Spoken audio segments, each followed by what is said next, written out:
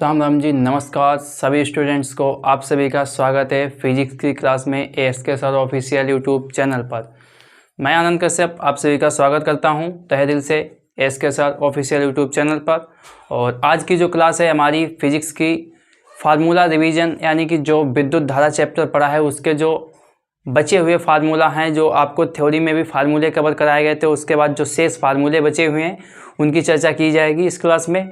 तो टोटली फार्मूले जितने भी हैं, जो इम्पोर्टेंट फार्मूले हैं जिन पे आधारित न्यूमेरिकल्स वगैरह पूछे जाते हैं, उन सभी फार्मूलों को आप इस क्लास में डिस्कस किया जाएगा।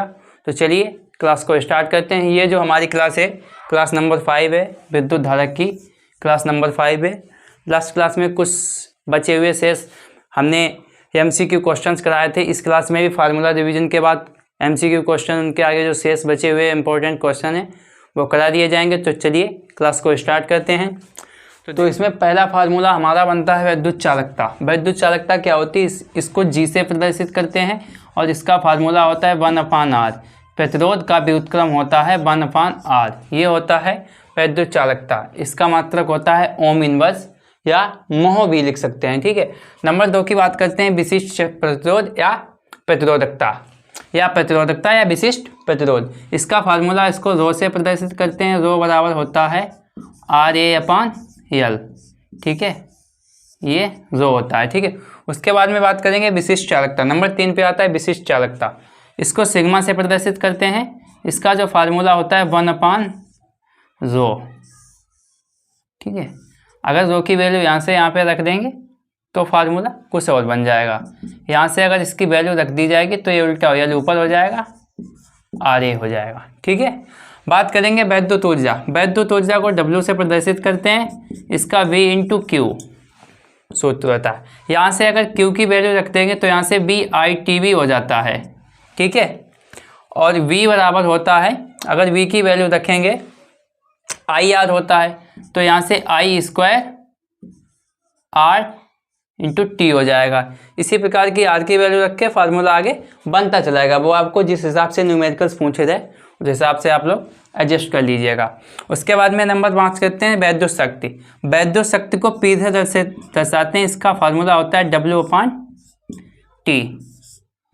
P बराबर W/T, W बराबर PT हो जाएगा, ठीक है। अब बात करेंगे वैद्युत वाहक बल। वैद्युत वाहक बल क्या होता है? वैद्युत वाहक बल को E से प्रदर्शित करते हैं। इसका E लगभग विभवांतर ही होता है, ठीक है। W/Q से इसको प्रदर्शित करते हैं। उसके बाद में आता है टर्मिनल विभवांतर।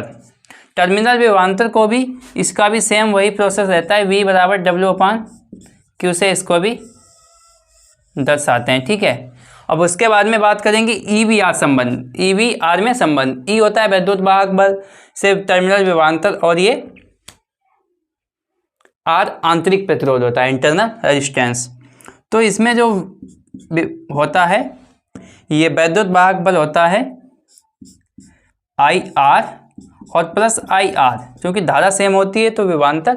अब यहाँ से जब वैल्यू निकालेंगे, इसको लेंगे टर्मिनल विभवांतर, ये रेजिस्टेंस ही रहेगा IR, ठीक है। यहाँ से अगर इसमें R की वैल्यू निकालेंगे, स्मॉल r की वैल्यू निकालेंगे, तो स्मॉल r बराबर हो जाता है E-B/I, ठीक है। या तो इस तरह से लिख दो, या फिर इसकी वैल्यू हो जाएगी E-B/I। तो ये संबंध होता है। इस हिसाब से V की वैल्यू रख के इसको उस हिसाब एडजस्ट कर लिया जाता है। इसके बाद में बात करेंगे सेलों का संयोजन। सेलों का संयोजन जो होता है वो किस प्रकार होता है? देखिए, सेलों का जो श्रेणी क्रम संयोजन होता है, इसमें धारा जो होती है I बराबर होगा NE/R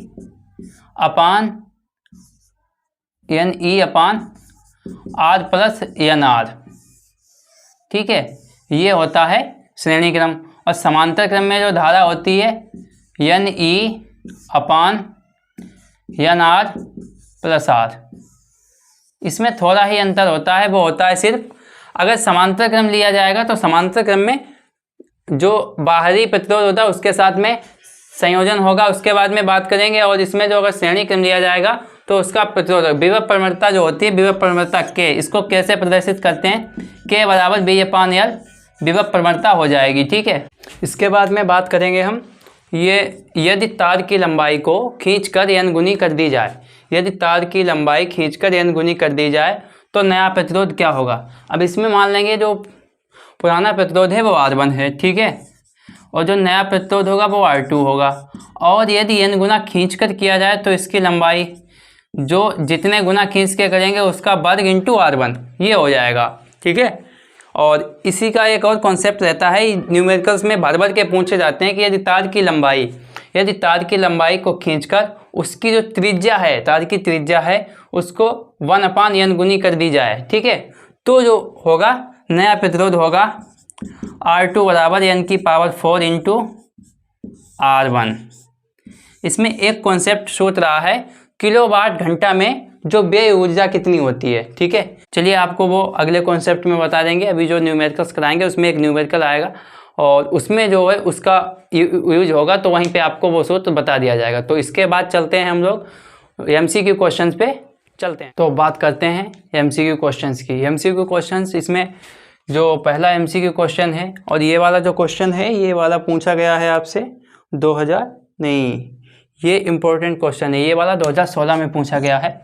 तो इसमें नंबर 1 की बात करते हैं। ये क्वेश्चन क्या कह रहा है, ये क्वेश्चन कह रहा है कि 500 ओम के धात्विक तार को खींचकर उसकी लंबाई 500 ओम के धात्विक तार को खींचकर उसकी लंबाई को 2 गुनी कर दी गई है, और तो उसका नया प्रतिरोध कितना होगा, ठीक है। तो अभी हमने आपको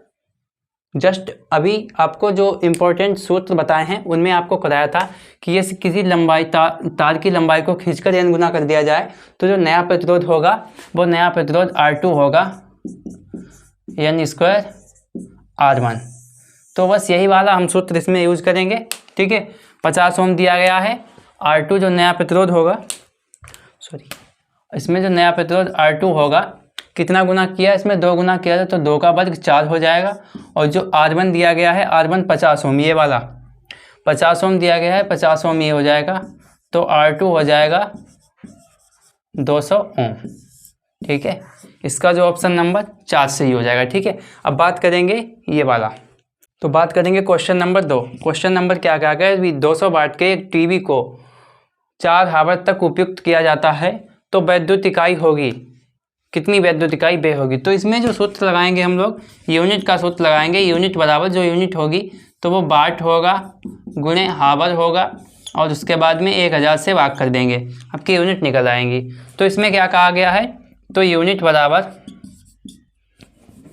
इकाई, हिंदी में इकाई, इंग्लिश में यूनिट, इकाई बराबर हो जाएगा वाट कितना है 200, ठीक है, हावर कितने हैं 4, ठीक है, और ये 1000 से भाग दे देंगे, ये 2 जीरो कट गए, ठीक है। और फिर इसके बाद में हो जाएगा 8/10 बराबर 0.8 यूनिट। इसका ऑप्शन नंबर 3 सही हो जाएगा, ठीक है। अब हम लोग चलेंगे नेक्स्ट क्वेश्चन पे, बात करते हैं नेक्स्ट क्वेश्चन की। नेक्स्ट क्वेश्चन जो हमारे रहने वाले हैं क्वेश्चन नंबर 3 और 4, 2 क्वेश्चन है इसमें। क्वेश्चन नंबर 3 में क्या पूछा गया है, क्वेश्चन नंबर 3 में कहा गया है एक बैटरी जिसका विद्युत वाहक बल 5 वोल्ट है, ठीक है, जिसका विद्युत वाहक बल 5 वोल्ट है, यदि आंतरिक प्रतिरोध 2 ओम है, एक बाह्य प्रतिरोध से जुड़ी है, यदि परिपथ में धारा 0.4 एम्पीयर की धारा हो तो बैटरी का टर्मिनल विभवांतर, ठीक है, टर्मिनल विभवांतर ज्ञात कीजिए। तो सबसे पहले विद्युत वाहक बल E बराबर होता है IR और प्लस IR, ठीक है, यहाँ से IR ये V हो जाएगा, V प्लस IR, ठीक है। यहाँ से जब निकालेंगे टर्मिनल विभवांतर ये वाला होगा तो V बराबर होगा E माइनस IR, ठीक है। तो यहाँ से V बराबर V निकालना है टर्मिनल विभवांतर, ठीक है। ये E कितना दिया गया, E दिया गया है 5 वोल्ट माइनस IR, I कितना दिया गया है 0.4 एम्पियर और R कितना दिया गया है 2 एम्पियर, ठीक है 2। तो यहाँ से हो गया, ये हो गया 5 माइनस 0.8, यहाँ से जब माइनस करेंगे तो 4.2 वोल्ट बचेगा। तो इसका ऑप्शन नंबर 4 सही हो जाएगा, ठीक। अब बात करेंगे क्वेश्चन नंबर 4 में कहा गया है 6 वोल्ट के EMF वाले 3 सेलों को समांतर क्रम में जोड़ा गया है तो संयोजन के विद्युत वाहक बल का मान निकालना है। ठीक है, वाहक बल का जो मान निकालेंगे इसमें, इसका जो सूत्र हो जाएगा E बराबर NE अपान NR प्लस R। इसमें जो आंतरिक प्रतिरोध हो जाएगा वो 0 हो जाएगा, आंतरिक प्रतिरोध का मान 0 हो जाएगा और ये R जो होगा वो यूनिट होगा। तो इसमें E जो दी E इक्विवेलेंट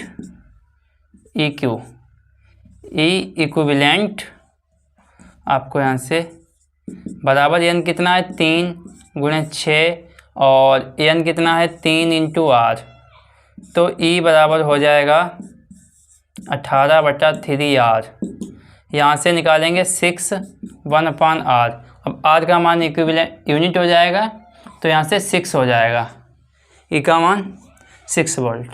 ठीक है, तो यहाँ की बात करते हैं। अब चलते हैं नेक्स्ट क्वेश्चन पे। इसमें एक क्वेश्चन और बचा है आपका इम्पोर्टेंट, उसकी बात कर लेते हैं, फिर क्लास को एंड करते हैं। अब बात करते हैं नेक्स्ट क्वेश्चन की, और ये क्वेश्चन इस क्लास का लास्ट क्वेश्चन है MCQ में। इसके बाद हम लोग बात करेंगे न्यूमेरिकल के। इसमें क्या पूछा गया है कि जैसे ही एक धातु एवं अर्धचालक के ताप में वृद्धि की जाती है, ठीक है, तो क्या होता है। इसमें जो कहा गया है ऑप्शन में कि जो है दोनों की चालकता बढ़ जाती है। दूसरा ऑप्शन दिया गया है कि जो है दोनों की चालकता घट जाती है। तीसरे ऑप्शन में कहा गया धातु की जो चालकता है वो बढ़ जाती है और जो अर्धचालक की चालकता है वो घट जाती है। और चौथे ऑप्शन में कहा गया है कि जो इसकी चालकता है, धातु की चालकता है वो घट जाती है और अर्धचालक की चालकता बढ़ जाती है। तो जब ताप में वृद्धि होती है तो इसमें ऑप्शन नंबर जो है चौथा सही होगा। जो धातु की चालकता है वो घट जाएगी और अर्धचालक की चालकता बढ़ जाएगी। ठीक है, और इसी के साथ इस क्लास को हम लोग समाप्त करते हैं। मिलते हैं नेक्स्ट क्लास में।